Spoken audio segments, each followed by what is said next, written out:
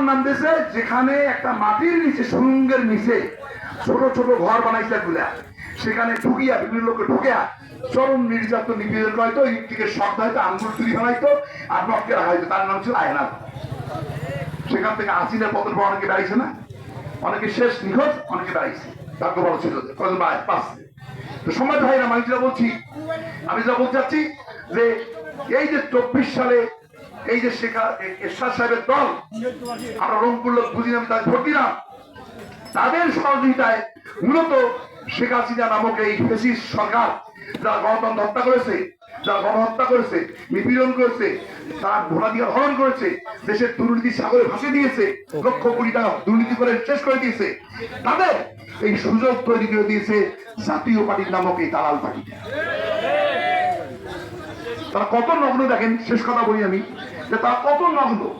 এরশাদ সাহেব মাহাদুর তার ভাই জিএম কাদের হলে দলের সভাপতি, ঠিক কিনা? তো অনেকে মনে করলো দেখ এবার বোধহয় আমরা একটা ভালো পথে আসছে, ভুল বুঝতে। তিনি ভোটের আগে গরম গরম কথা কিছু বললেন, মানুষ ভাবলো দেখ এবার বোধহয় একটা লাইনে হচ্ছে জাতীয় পার্টি আমাদের, জনগণের কথা বুঝবে, জনগণের সাথে কাজ করবে। কিন্তু আমরা বিশ্বাস দেখলাম, কি দেখলাম, তারা ইন্ডিয়ায় গেল, ইন্ডিয়ার